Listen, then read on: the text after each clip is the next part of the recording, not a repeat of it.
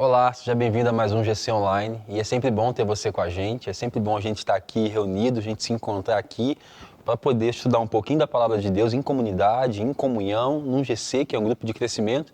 Sempre bom ter cada um de vocês aqui e você também que está participando com a gente, que está começando a participar agora com a gente. E nós queremos começar esse GC orando a Deus, pedindo ao Senhor para que nos dê clareza, entendimento do texto bíblico e mais do que isso, que a gente consiga aplicar essas verdades que a gente vai aprender aqui, conversar aqui à nossa própria vida. Porque a vontade de Deus é que nós sejamos praticantes da palavra e não somente ouvintes. Então, de onde você estiver, se você puder fechar os seus olhos, eu quero poder orar por você.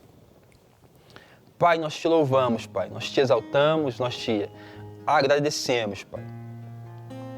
Obrigado por esse GC Online, por cada vida que está participando com a gente.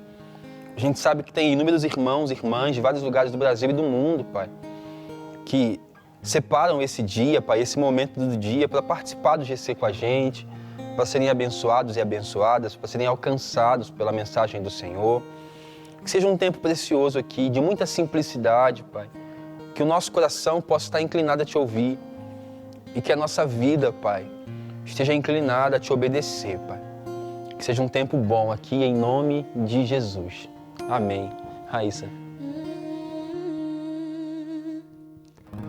Eu não entendo o meu próprio agir.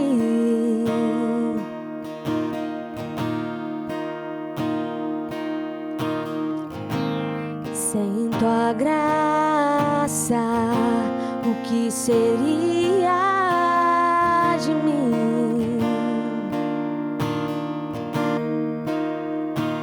Oh, eu não entendo o meu próprio agir.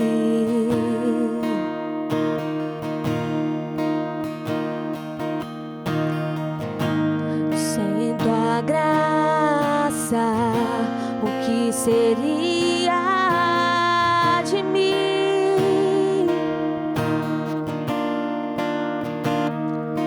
Pois o bem que eu quero fazer não faço, e o mal que eu não quero, esse sim acabo cometendo.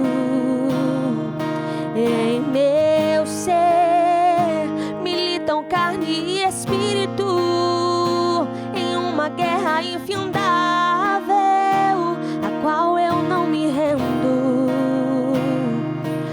Pois meu corpo já foi vendido como escravo, e não existe bem nenhum em mim, apenas o pecado. Mas eu sei que no tocante ao meu interior tenho prazer na sua lei. Tu és o meu amado, então liberta-me de mim. Eu quero ser a tua casa, pois se você estiver aqui, eu sei, eu venço o pecado. Oh, enche-me de ti, não haja mais espaço, pois quando estou em tua presença, o meu viver é transformado. Liberta-me de mim, eu quero ser a tua casa, pois se você estiver aqui, eu sei, eu venço o pecado. Então enche-me de ti, até que não haja mais espaço, pois quando estou em tua presença, o meu viver é transformado, e eu passo a ser livre pra viver a tua vontade. E ao te conhecer, todo o meu ser se enche de bondade e reina o Espírito sobre a carne.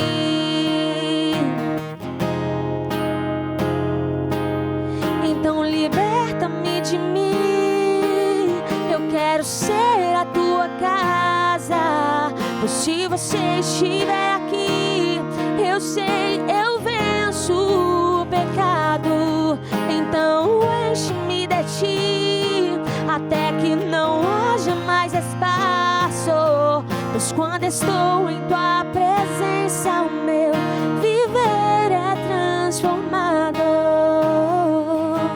E eu passo a ser livre pra viver a tua vontade. E ao te conhecer, todo o meu ser se enche de bondade e reina o Espírito sobre a carne.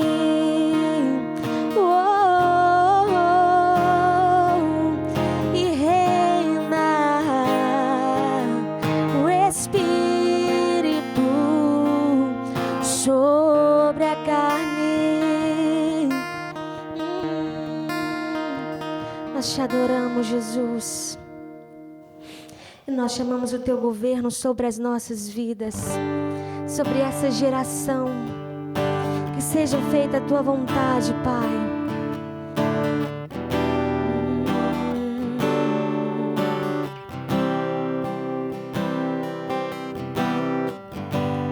Meu Jesus, Salvador, outro igual não há. Todos os dias eu quero louvar as maravilhas de teu amor. Declare quem Ele é. Consolo, abrigo, força e refúgio é o Senhor. Com todo o meu ser, com tudo que sou, eu sempre te adorarei.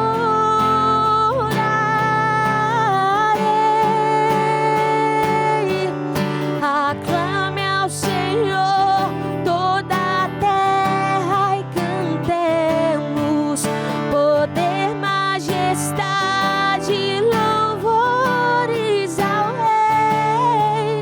Montanhas se prostrem e já os mares ao som de teu nome. Alegre te louvo por teus grandes feitos. Firmada estarei, sempre te amarei. Pois incomparáveis são tuas promessas pra mim, oh Jesus.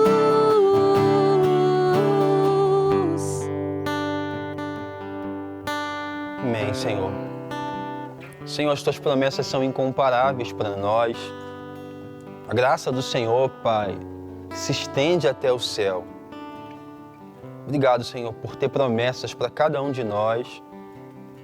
Obrigado por cuidar da gente. Obrigado por nos socorrer, Pai, em meio a tudo, Pai. Obrigado por ser um socorro bem presente em tempos de dificuldade. Obrigado por ser esperança para nós. Obrigado pela sua bondade que nos persegue, nos cerca e nos guarda. Em nome de Jesus, amém, amém e amém. A gente está aqui em mais um GC Online. Seja muito bem-vindo e bem-vinda, você que está participando com a gente, né? E como sempre está aqui o Anderson, Raíssa e o Pedro, que é um novo integrante, um novo participante, está com a gente, né? Vai interagir um pouquinho hoje com a gente. Diz ele que não, mas vai interagir um pouquinho com a gente aqui hoje. A gente está aqui ainda persistindo. Na verdade, esse ano todo a gente vai falar sobre o Sermão da Montanha. Tem sido bom, né? Um confronto, né? Desafiador. Hoje, nós vamos ler o texto de Mateus, no capítulo 6, a partir do verso 5. E o título da lição de hoje é Lugar Secreto. Deixa eu ler o texto aqui, Mateus 6. O texto fala o seguinte: e quando vocês orarem, não sejam como os hipócritas. O texto já começa desafiando a gente, né? Então, quando vocês forem orar, não sejam como os hipócritas. Por quê? Os hipócritas gostam de ficar orando em pé nas sinagogas e nas esquinas, a fim de serem vistos pelos outros. Eu lhes asseguro que eles já receberam sua plena recompensa. Mas quando você orar, vai para o seu quarto, feche a porta e ore a seu pai que está em secreto. Então, seu pai que vê em secreto vai recompensar você. E quando orarem, não fiquem sempre repetindo a mesma coisa, como fazem os pagãos. Eles pensam que por muito falarem, serão ouvidos. Não sejam iguais a eles, porque o seu pai sabe do que vocês precisam, antes mesmo de o pedirem. Esse é o texto de hoje e a lição começa para a gente expondo um pouco do texto. Nessa passagem, Jesus ele nos leva a pensar em duas pessoas orando, uma de forma errada e uma de forma correta. Então, Cristo começa chamando a nossa atenção acerca da importância da oração. É importante orar, mas é importante saber o que nos motiva a orar. Então, só é oração quando a motivação está em concordância com a vontade de Deus. Se a motivação é equivocada, é qualquer outra coisa. É um teatro, é uma peça, é uma cena, mas não é uma oração. Então, Cristo ele mostra a importância da oração, mas também faz um paralelo entre pessoas que estão bem motivadas, corretas, né? Pessoas que estão orando de forma errada e pessoas que estão orando de forma correta. Essa questão da forma é muito mais a ver com a motivação que leva cada um a orar, né? Uma oração espalhafatosa, motivada pelo anseio de reconhecimento quanto à espiritualidade, é uma oração reclusa, de forma intimista, em que a intimidade entre o orador e o ouvinte é absoluta. Essa é a discussão proposta por Jesus e a respeito disso que ele quer nos levar a pensar. Então a lição fala para a gente que parece que essa oração que é feita num ambiente recluso, né, num lugar mais intimista, é o que Cristo pretende aqui conduzir os seus ouvintes a entenderem. Eu, Rafael, penso que é muito mais do que isso. Eu penso que muito mais do que o lugar, do que a forma como a oração é feita, de fato, é um motivo. Porque quando Cristo fala assim, não sejam como os hipócritas, é exatamente o fato deles serem hipócritas, da hipocrisia do coração deles, que eles estão orando de forma equivocada. Porque pensa nessa hipocrisia, pensa nesses mesmos homens hipócritas, orando em lugares secretos. Não mudaria nada. Então, se eu oro, se a minha motivação está errada em público ou está errada sozinho na intimidade, está errado. Então, muito mais, acho que é um diálogo muito mais amplo, né? Muito menos a ver com o lugar e muito mais a ver o que está nos levando a orar. Parece que esses homens aqui, os hipócritas, eles oram para serem vistos nas sinagogas, em pés. Parece que assim, eles querem muito mais, eles fazem uma oração muito mais ao homem do que a Deus, né? A gente vinha conversando sobre isso. Parece que eles escolhem as palavras, né? Nem para Deus entender e ouvir, é para os outros ouvir. Nossa, como é que ora bem, né? É engraçado, né, que quando a gente vai estudando as palavras de Jesus, vai desmistificando muita coisa que a gente pensa que está muito mais enraizada numa aparência, né? E como é que você entende, Anderson, essa exortação de Jesus? Quando vocês forem orar, não sejam como os hipócritas, que oram em lugares públicos para serem vistos.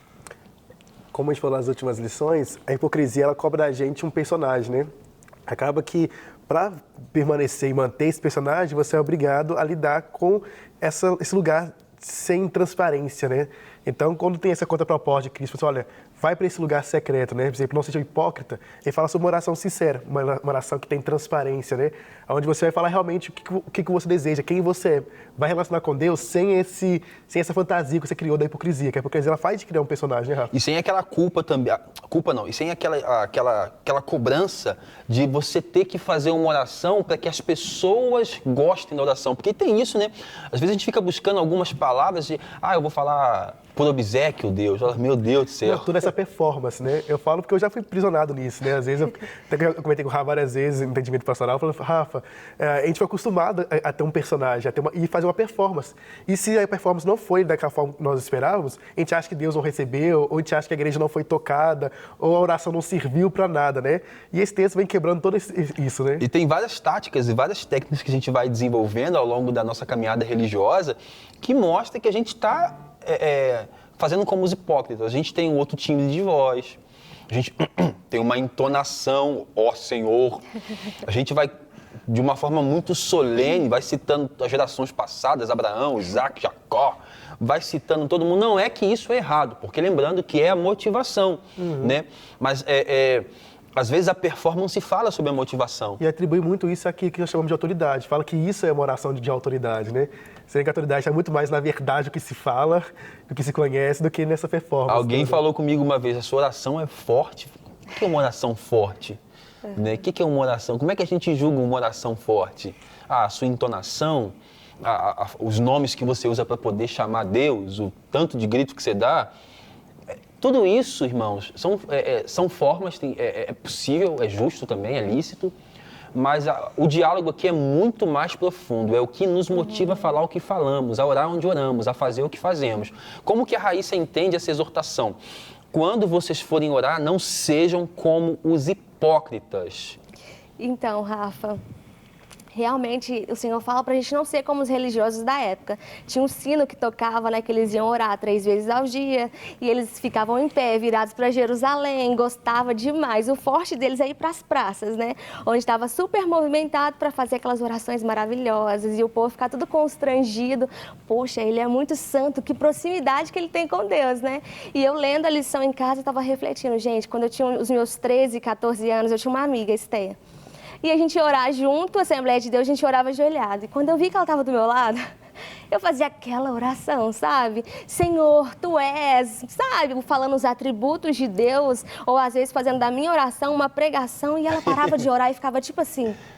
Quando eu terminava, ela terminava também, ela sentava e falava, Raíssa, nossa, você ora tão bem, eu não consigo orar quando eu estou perto de você, eu paro de orar para ouvir essa oração. E hoje eu estou falando, Senhor, como assim? Está tudo errado, né? E sabe qual que é o perigo, às vezes, da gente fazer essa oração para que os outros ouçam? É que o outro ouve, mas Deus não. Verdade. Então, uma oração para si mesmo, né? De si para Exato. si mesmo. A sua oração consegue alcançar a sua amiga, mas Deus fala assim, hã? Como assim? Não está chegando aqui. E assim, o perigo, às vezes, é que na oração a gente precisa ser agente também. Sim. Porque Deus está sondando tudo ali naquele momento.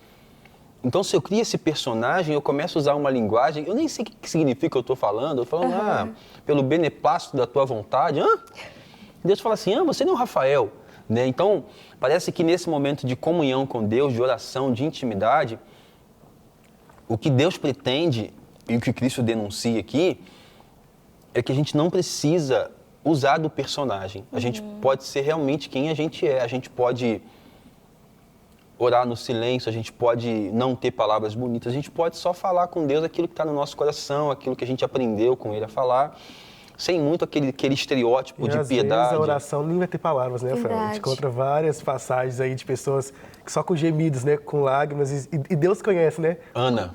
E como Deus conhece, né? A oração de Ana, que ela balbuciava, não saía, só saía um som sem significado, e o profeta falou, você está bêbada, né? Então, faz-se muito importante a gente entender que Cristo aqui, ele está sim repreendendo e exortando os hipócritas e convidando os seus ouvintes, os seus seguidores, a orarem com o coração, não somente com o coração, mas com a vida. Porque não vai adiantar eu vestir um personagem para poder me aproximar e ir para diante de Deus, sendo que Deus sabe exatamente o que eu sou sem essa persona, sem essa construção, né? Então, não sejam como os hipócritas que vão para as praças, levantam as mãos e tudo. Legal que o texto fala assim, que eu lhes asseguro que esses homens que oram assim, eles já receberam o que eles querem. Né? Então parece que assim, se o que eu quero é ser visto, ok, eu já fui visto. É a sua recompensa. Se o que eu quero é que as pessoas ouçam, nossa, como é que o Rafa ora bem, como é que o Anderson não sei o quê, se o que a gente quer é isso, ok. Mas qual que é a oração que toca o coração de Deus? Será que a oração que toca o coração de Deus é a oração que toca o coração do outro? Será que Deus é assim? Será que nessa busca minha por falar bem ou por fazer da minha oração uma pregação, imagina só Deus ouvindo. Olha lá como é que ela repete tudo que eu sei. Foi eu que narrei isso. É isso, eu que falei isso para os profetas. Então, às vezes, não tem muito uma relação uma coisa com a outra. Né? E por trás da oração espalhafatosa dos fariseus, tinha um orgulho, né? E o anseio por aplausos. Então, aí fica latente o que se busca. Não é o que se busca quando se olha em lugares públicos, é o que se busca quando a motivação é somente a atenção dos outros. A glória do homem, né? E a resposta que vai dar aí fala que ele não vai ter galardão no céu porque já recebeu aqui na terra já a sua recompensa. E é complicado porque se tudo que a gente está buscando no nosso tempo de oração é que as pessoas olhem para a gente e pensem sobre a gente aquilo que a nossa oração quer fazer com que elas pensem, a gente perde a intenção da oração. Que a intenção inicial da oração é dialogar com o Pai, com o Criador. Então você sai desse lugar onde, pelo sacrifício de Jesus, nós podemos dialogar com Deus e vai para um lugar onde, mais uma vez, eu estou buscando a glória dos homens. E nós não podemos crer se buscamos a glória uns dos outros. Né? Então, se essa busca por aplausos, Raíssa, pode arrancar a gente pode se perder na caminhada. Como é que você vê essa questão de buscar aplausos usando alguns caminhos da espiritualidade, usando alguns argumentos espirituais, formas, métodos? Então, o problema é que realmente não é orar em público, né? É realmente a motivação do seu coração ao orar em público. E é por isso que Jesus frisa a importância de ir para o secreto, porque ali no secreto você não precisa de máscara, não precisa de farsa. Ali você é quem você é, e é você e Deus. Você não precisa impressionar alguém que está do seu lado, ou se esconder para mostrar, talvez através da oração, mostrar para as pessoas o quanto você é próximo de Deus. Mas, na verdade, aquilo ali é simplesmente uma farsa para poder ganhar admiração, aplausos. Então aqui o Senhor Jesus, ele está realmente voltando para dentro de nós. Qual é a real motivação quando você está orando? E Exato. É o que você falou, né, Rafa? A oração, quando você ora com essa motivação, com essa intenção do seu coração, é simplesmente vazia, uma oração de si para si mesmo, para ganhar méritos, aplausos, reconhecimento. E a lição fala assim para a gente: não é possível louvar a Deus se estivermos preocupados com o louvor aos homens.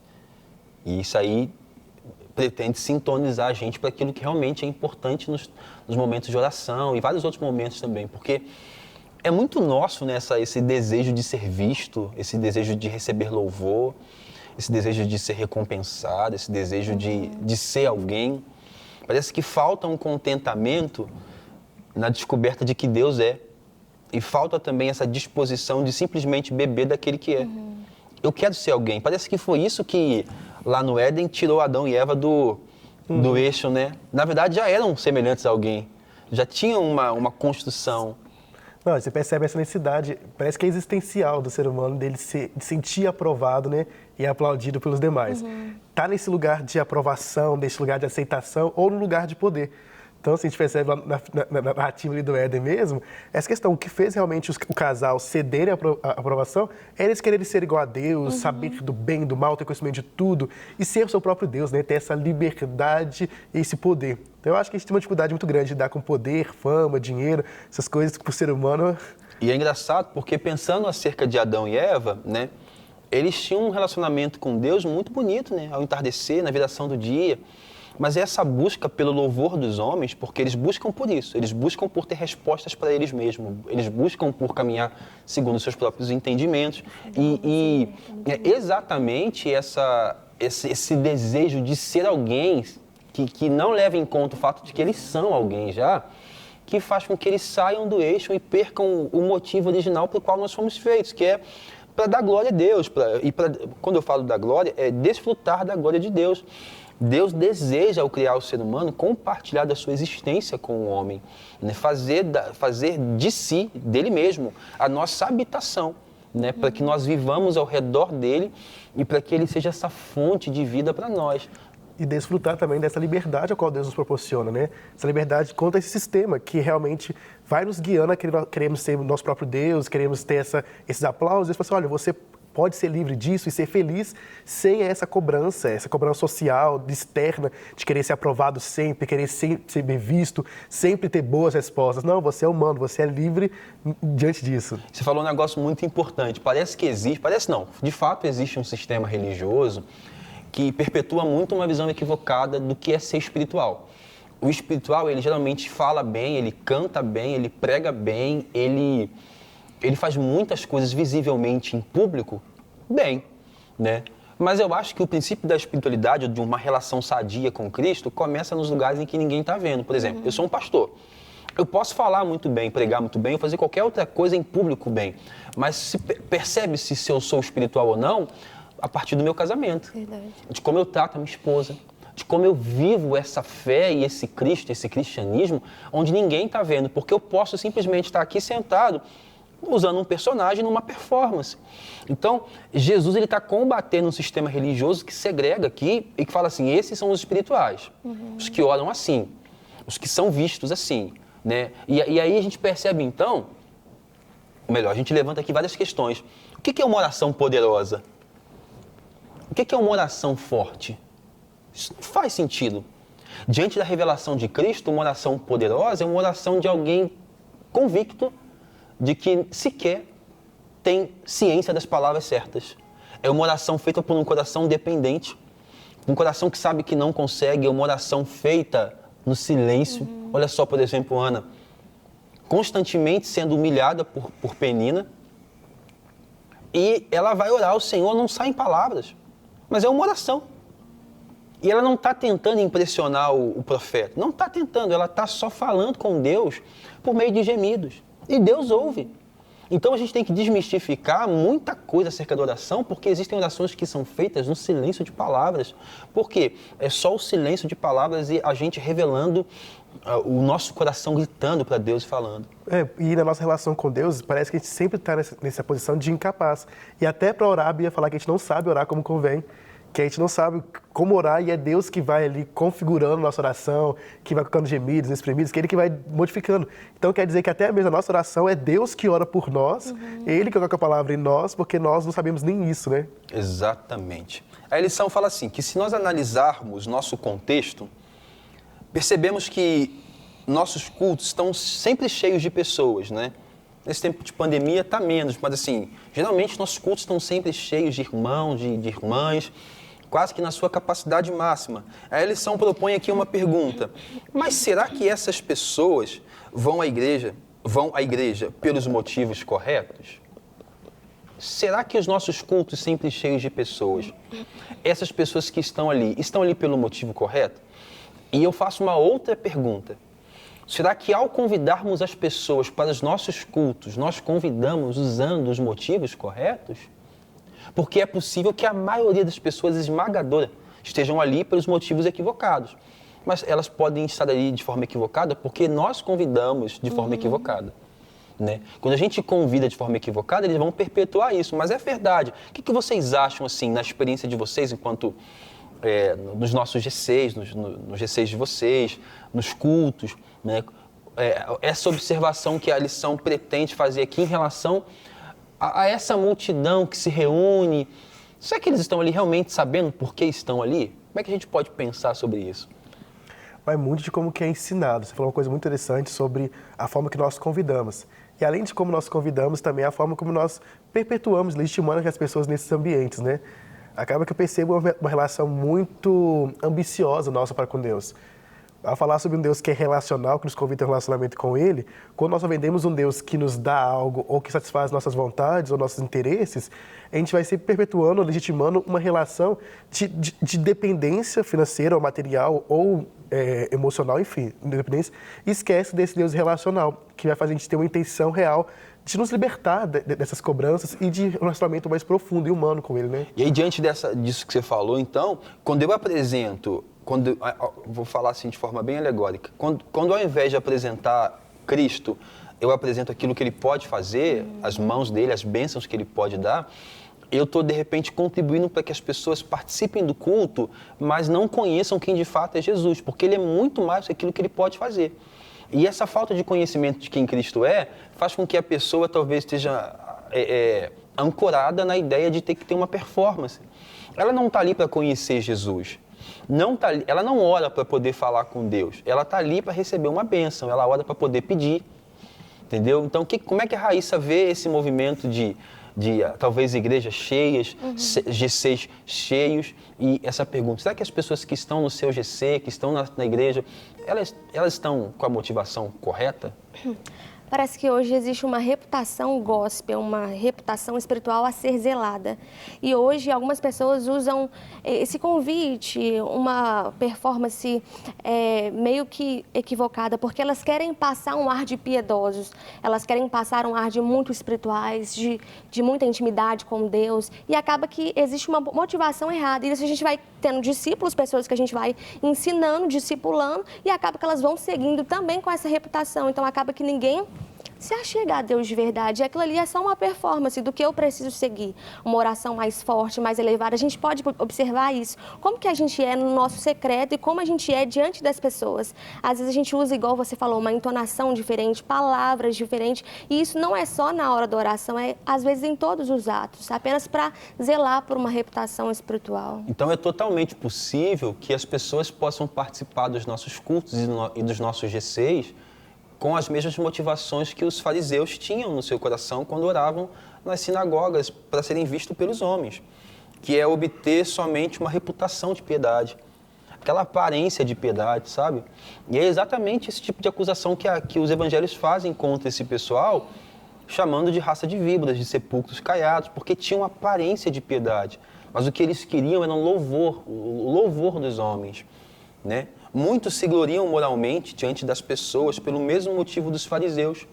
A gente estabelece aqui algumas castas, né? Os que oram bem, os que fazem isso bem, aqueles que pregam bem, né? E quando a gente estabelece algumas castas, a gente está sempre dizendo que alguém não é tão bom quanto esse, que é um parâmetro, que é um padrão, sem entender que o parâmetro e o padrão é Jesus. Nós estamos todos caminhando, aprendendo, evoluindo, né? E tem que desmistificar algumas coisas, tem que entender que a dependência é a oração que Cristo quer que a gente faça sempre. A dependência é para poder acreditar que mesmo não tendo as palavras certas, tem alguém que intercede por mim, Deus que intercede por mim. A dependência é para saber que talvez a minha vida não seja totalmente compatível com o que eu estou orando, mas tem um trabalho sendo feito. A disposição de abandonar essa hipocrisia, essa busca por aparência, por parecer alguma coisa, é uma prisão, né? Querer parecer alguma coisa, vender uma imagem. A gente força tanto para fazer isso aprisiona a pessoa. E essa necessidade de querer ser bem-sucedido, estar bem em tudo, né? E acaba que usa até Deus como esse trampolim.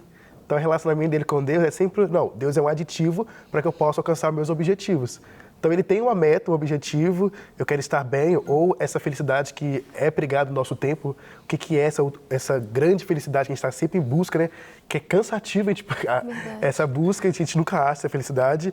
E fala assim, não, vamos usar Deus como esse aditivo, né? Acaba que Deus usa essa moeda de troca. E aí, estava lembrando aqui de uma época em que a gente era muito habitual, né? A gente ouvia uns testemunhos, né, de alguns homens que eram isso e converteram, outros que era aquilo e converteram, mulheres também. Uma foi no inferno, outra foi no céu, tudo aquilo. E a gente lia essas coisas, eu ouvia esses testemunhos e falava, meu Deus do céu, esse cara é muito usado, essa pessoa é muito usada. Mas qual que é o parâmetro para saber se alguém é muito usado? Como é que a gente pode julgar que Deus está com alguém pelo simples fato de que a pessoa está produzindo algo que aos nossos olhos é bom? Aos nossos olhos pode ser algo bom, mas aos olhos de Deus pode não ser. Você percebe só que a sua amiga fala assim, nossa, sua oração é muito bonita, é tão bonita que Deus nem ouve. E não ouve por quê? Porque está embriagada de soberba, embriagada de orgulho, embriagada de... Eu quero muito mais tocar a minha amiga do que, de fato, falar com Deus, né? E aí, a lição fala assim, que uma devoção pautada na espetacularização da oração torna o orador o centro das atenções e não aquele que é adorado. Então, assim, eu estou falando bem, estou fazendo bem, eu estou me portando bem, eu estou no centro e automaticamente, quando eu me coloco no centro, eu arranco Jesus de lá. E aí, qual que é o perigo de arrancar Jesus do centro? Que tudo isso desmorona, ou se não desmoronar, no mínimo eu estou construindo sobre um fundamento equivocado. E o resultado de uma vida hipócrita e vazia é o vazio que dá. Então, essa hipocrisia ela é cansativa, ela é um desserviço à nossa história, ela machuca, agride a nossa história e no final ela vai nos dar uma vida vazia, né? Então, assim, só aplauso do homem. Não que você percebe, poxa, é só isso que eu vou ter? Tipo, e quando você percebe que o aplauso do homem ele é insignificante, quando a aprovação do homem ela é passageira, né? Você vai falar assim, é onde que muita gente cai em si e fala, poxa, toda a minha vida foi devota em vão, né? Quando você percebe que o próprio Deus ao qual você devotou sua vida, querer ir atrás, não te aplaude, fala assim, olha, a sua honra já recebeu. É esse aplauso aí, e é vazio, Rafa. Não? E é interessante a gente pensar que, assim, que Jesus, ele nos orienta a fechar a porta do nosso quarto para não sermos perturbados e distraídos. Então, às vezes, a questão do lugar secreto tem muito mais a ver com uma organização, talvez, com um espaço para você não ser interrompido, com um momento do dia, muito mais a ver com isso, né? Porque, assim, se a minha motivação é uma motivação boa, uma motivação que está em sintonia com a vontade de Jesus, tanto eu orando em público quanto eu orando num lugar secreto, é a mesma coisa. Mas, assim, quando a minha motivação ela é equivocada, em qualquer lugar em que eu estiver, no secreto, eu vou tentar colocar Deus na parede, dizendo para Ele que todos esses anos eu tenho te servido como a um escravo. Em público, eu vou tentar convencer os outros daquilo que eu não consigo convencer Deus, porque Ele sonda e me conhece, né? Então, na solidão do quarto, não temos mais ninguém, somente Deus. Os olhares dos espectadores humanos, muitas vezes, destroem a sinceridade da oração. Isso é uma verdade. Eu mesmo já coloquei, tive uma entonação, em vez de você orar, você está recitando quase que um poema, né? A Bíblia, citando para Deus a Bíblia. Tá lembrando dele dos versículos, vai que ele esquece, né? Os Olha versículos, aqui. a identidade dele também, Senhor, Tu és. Exato, né? Tem toda uma roupa assim que a gente às vezes veste, né? Que fala assim, meu Deus do céu, será que a gente pode ser agente na oração? Será que é lícito ser você na oração? É lícito ser agente na oração. Porque somente sendo você consegue aprender por meio do Espírito essa caminhada para desenvolver uma habilidade de dialogar com Deus. Mas se eu não sou real, a minha oração não é real, logo eu não posso me comunicar com Deus que é real. Porque esse diálogo dele comigo passa pelo pressuposto de eu ser sincero. É muito mais aceitável e compreensível alguém que diz assim, eu não sei como orar. Ensina-nos a orar, Senhor. Muito melhor do que a gente botar aquela roupa de piedade, né, e parecer alguma coisa que a gente não é. Conclusão. O propósito da ênfase de Jesus sobre a oração no secreto é purificar as nossas motivações. Então, assim, a gente ora em público porque a gente ora em secreto. Não é o oposto. Então, assim, vai para o secreto, ou seja, vai onde não tem ninguém te olhando. Vai onde só tem uma testemunha, que sabe exatamente quando você fala as palavras erradas, quando você esquece, quando você engasga, quando você não fala, quando você só chora. Vai lá diante desse que realmente importa, né? É o espectador diante do qual ele sabe tudo. Ele tem todo um spoiler da nossa oração. O salmista fala assim, no Salmo 139, antes que a palavra chegue à minha boca, tu já o conhece. Então não vai adiantar eu ficar pensando assim, ó Deus, de Abraão, de Isaac, de Jacó, e de Moisés e de Josué. Não estou criticando quem começa assim, não tem problema. Mas, ok. Isso aí a Bíblia está falando. Tá, e aí? Tu que abristes o mar vermelho, ok, está falando. Né? Parece que existe na oração, Anderson, uma necessidade da gente também falar sobre quem Deus é pra gente também. Quem é Deus para você?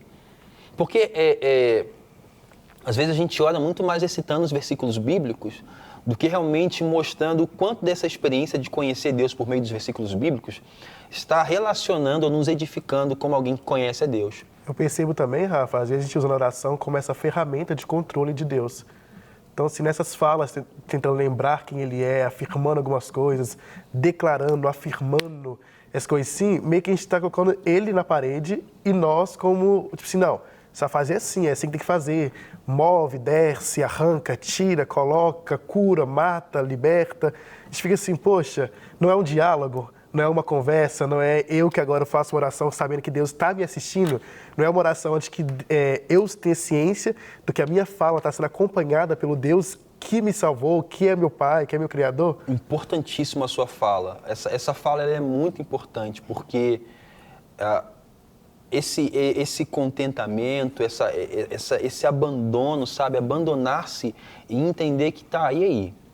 Eu preciso ficar recitando os versículos? Eu posso só, diante dessa audiência, entender que,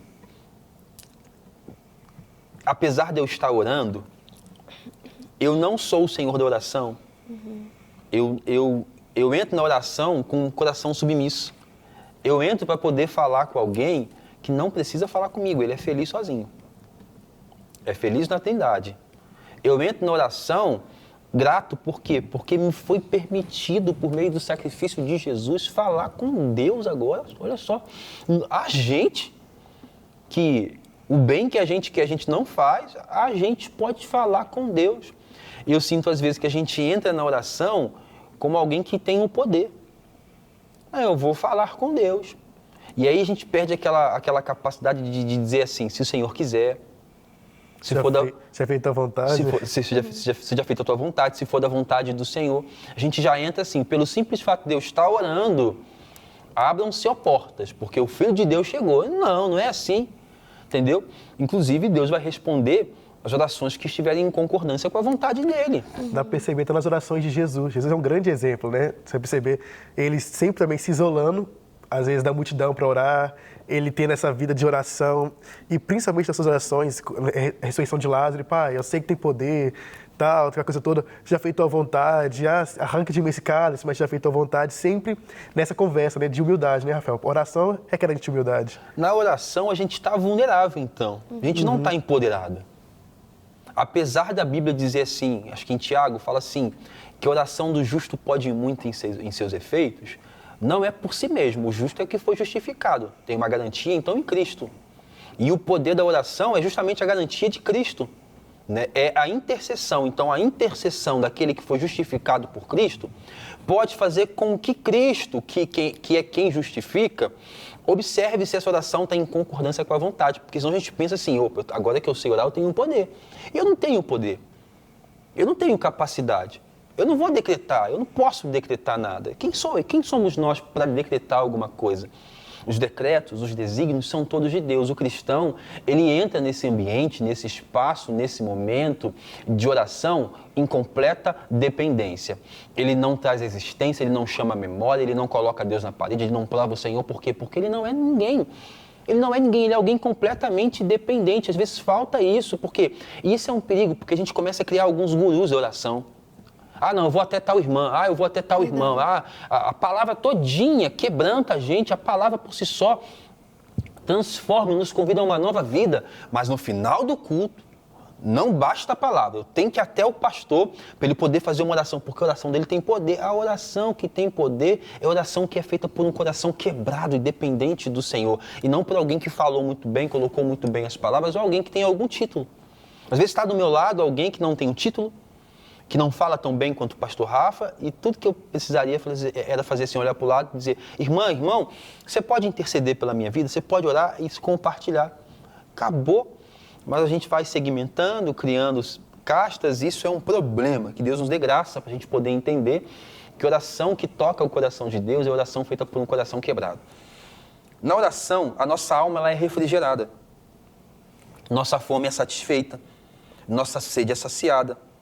Só é possível obtermos intimidade com Deus se nos dedicarmos à oração de forma diária.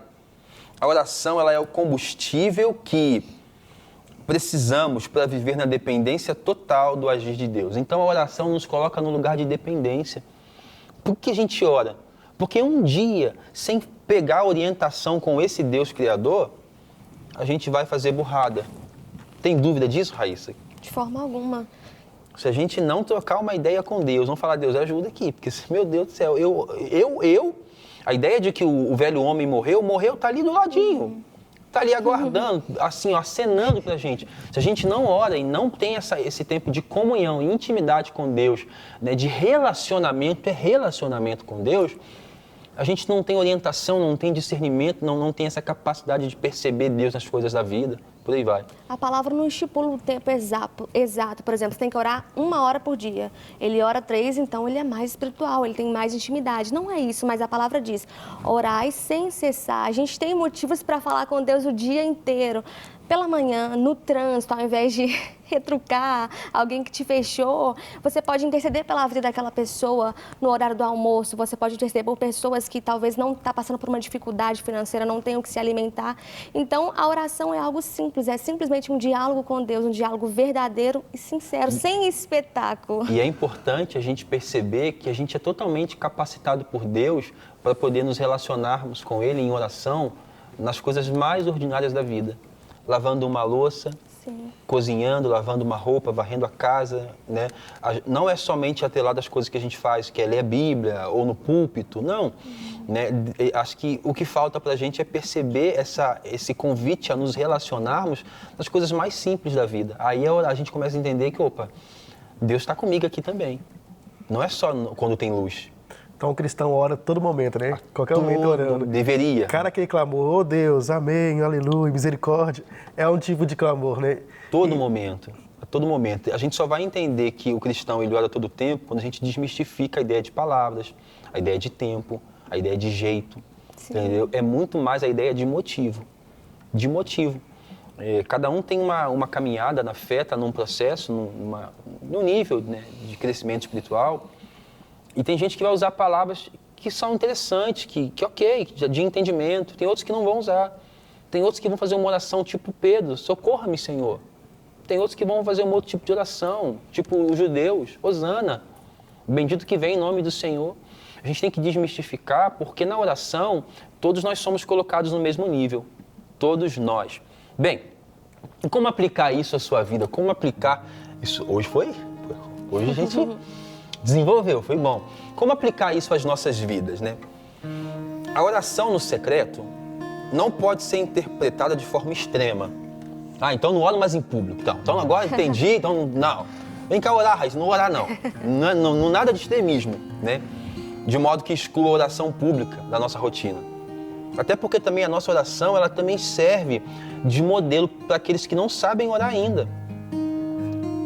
Na próxima lição, né? A advertência é para que, ao orarmos, oremos sem intenções narcisistas e com um coração sincero. Eu quero poder, então, orar por você e orar por nós. Né? Como começar uma oração depois de uma lição como essa? Ajuda-nos, Senhor. De onde você estiver, feche os seus olhos por um instante. Pai, ajuda-nos, Senhor. Ajuda-nos. Essa é a nossa oração. Nós precisamos ser ajudados pelo Senhor. Avalie as nossas motivações. Nos dê um contentamento, Pai, com o simples fato de saber que o Senhor está observando, Pai, a nossa oração. Com palavras ou sem palavras, Deus. Nos dê a graça, Pai, de nos contentarmos, ó Pai, com esse único telespectador. E nos capacita, ó Deus, na oração, depender da Tua glória e desejar, Pai, a presença do Senhor muito mais do que a atenção e os olhares. Que na oração nós sejamos, ó Pai, reais, sinceros, Deus. Sejamos o que somos, em nome de Jesus.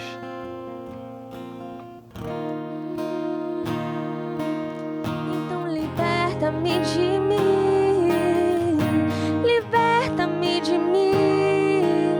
Eu quero ser a tua casa. Se você estiver aqui, eu sei, eu venço o pecado. Então enche-me de ti, até que não haja mais espaço. Mas quando estou em tua presença, o meu viver é transformado.